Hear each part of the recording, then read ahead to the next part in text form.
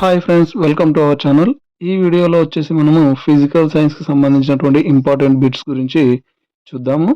So ఊట నీరు నేల పొరను చీల్చుకొని బయటకు చేరడాన్ని బుగ్గ లేదా స్ప్రింగ్ అని చెప్పేసి అంటారు.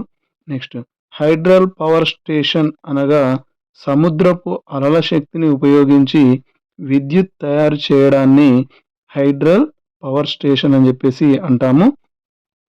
నీటి చక్రం అంటే భూమి మీద ఉన్న నీరు ఆవిరి రూపంలో పైకి వెళ్ళి మేఘాలుగా మారి చల్లబడి తిరిగి వర్షం రూపంలో భూమిని చేరుటను నీటి చక్రం అని చెప్పేసి అంటాము. నెక్స్ట్, నీటి కాఠిన్యతను తొలగించేటటువంటి పద్ధతులు ఫెర్మ్యూటేట్ మరియు ఆయాన్ మార్పిడి పద్ధతి. రెండు పద్ధతులలో ఈ యొక్క నీటి కాఠిన్యతను అయితే తొలగించవచ్చు. నెక్స్ట్, అణు పరీక్షలు జరిగినప్పుడు ఏర్పడే కాలుష్య పదార్థం వచ్చేసి స్ట్రాన్సియం 90. అణు పరీక్షలు జరిగినప్పుడు ఈ యొక్క కాలుష్య పదార్థం అనేది ఏర్పడడం జరుగుతుంది.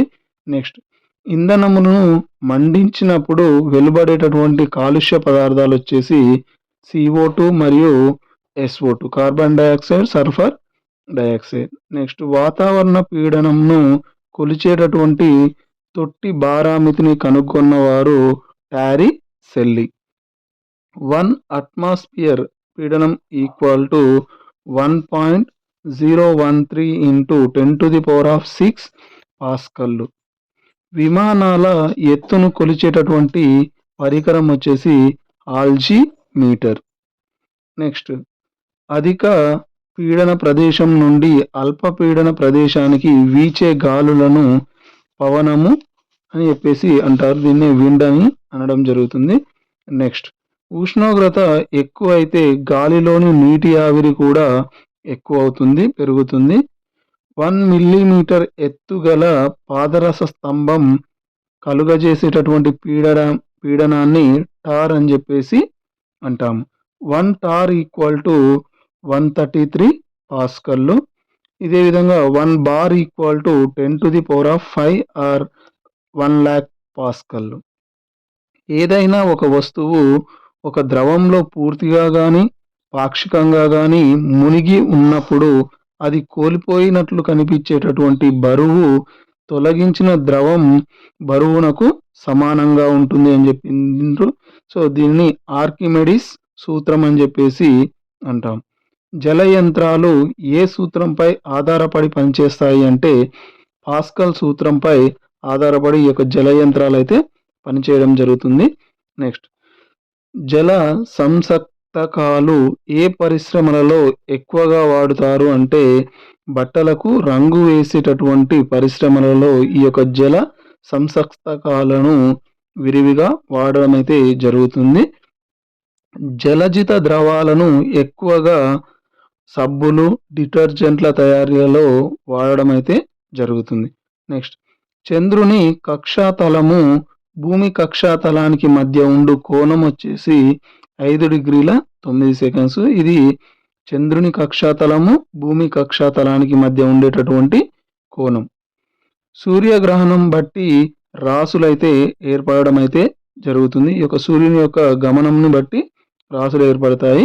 ఏ రోజును ఇండియా ఖగోళ చరిత్రలో ప్రత్యేకమైన రోజు అని చెప్పేసి అంటారంటే ఏప్రిల్ 3, 1984. ఈ రోజున మన ఇండియాలో ఖగోళ శాస్త్ర చరిత్రలో ప్రత్యేకమైన రోజుగా చెప్పుకోవడం జరుగుతుంది. ఎందుకంటే మన ఇండియా నుంచి వెళ్ళి రాకేష్ శర్మ ఒక స్పేస్కి అయితే వెళ్ళడం అయితే జరిగింది కాబట్టి ఈ రోజుని ఖగోళ శాస్త్ర చరిత్రలో ప్రత్యేకమైన రోజుగా చెప్పుకుంటాం. నెక్స్ట్, భూమి దిశగా చంద్రుని త్వరణం వచ్చేసి 0.0027 మీటర్/సెకండ్². బయట అంతరిక్షం నుండి వచ్చి భూమి మీద పడేటటువంటి వస్తువులను ఉల్కలు అని చెప్పేసి అంటారు. సో ఇవి బయట ఉన్నటువంటి అంతరిక్షంలో ఉన్నటువంటివి ఇవి మన భూమిని చేరడాన్ని వాటిని ఉల్కలు అని చెప్పేసి అంటారు. లైకా అనే కుక్క ప్రయాణించిన అంతరిక్ష నౌక. ఈ లైకా అనేటటువంటి కుక్క ప్రయాణించినటువంటి నౌక వచ్చేసి స్పుత్నిక్ 2. అంతరిక్ష యాత్రలో పాల్గొన్న ఫస్ట్ మహిళ వాలెంటినా.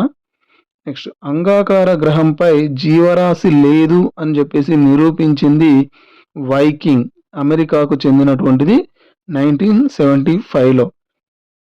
బల్బులలో ఉండేటటువంటి వాయువు నైట్రోజన్, హీలియం వంటి జడ వాయువులనైతే బల్బులలో నింపడం అయితే జరుగుతుంది. బల్బుని తయారు చేసేటప్పుడు అందులో ఉన్నటువంటి గాలిని మొత్తం తీసివేసి అందులో ఈ యొక్క నైట్రోజన్, హీలియం, ఈ జడవాయువులు ఉన్నాయి కదా, ఈ జడవాయువులను అయితే అందులో నింపడం అయితే జరుగుతుంది. నెక్స్ట్ వాహనాల సైడ్ అద్దాలలో ఉపయోగించే దర్పణం కుంభాకార దర్పణం. కన్ను, చెవి, పన్ను పరీక్షల చేటటువంటి వైద్యులు ఉపయోగించేటటువంటి దర్పణాలు పుటాకార దర్పణాలు.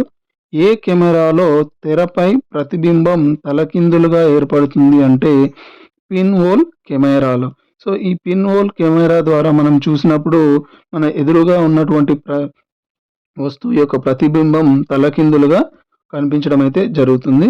నెక్స్ట్ పెరిస్కోప్లో ఉపయోగించేటటువంటి 2 సమతల దర్పాల మధ్య కోణం వచ్చేసి 45 డిగ్రీలు. ఈ పెరిస్కోప్ను యూజ్ చేసి మనం భూమిలో దాక్కొని కూడా భూమిపై నుంచి ఎవరు వస్తున్నారని చెప్పేసి చూడడానికైతే ఆస్కారం ఉంటుంది. ఇది జెడ్ ఆకారంలో ఉంటుంది. నెక్స్ట్ గోళాకార దర్పణం యొక్క వ్యాసార్థాన్ని వక్రతా వ్యాసార్థం అని చెప్పేసి అంటాము. పుటాకార దర్పణం యొక్క నాభ్యంతరం మరియు వక్రతా వ్యాసార్థం రుణాత్మకం. కుంభాకార దర్పణం యొక్క నాభ్యంతరం మరియు వక్రతా వ్యాసార్థం వచ్చేసి ధనాత్మకం. పుటాకారమేమో రుణాత్మకంగా ఉంటుంది, కుంభాకారమేమో ధనాత్మకంగా ఉండడం అయితే జరుగుతుంది. వజ్రం యొక్క వక్రీభవన గుణకం వచ్చేసి 2.42. అదేవిధంగా బెంజిన్ యొక్క పరమ వక్రీభవనం వచ్చేసి 1.501.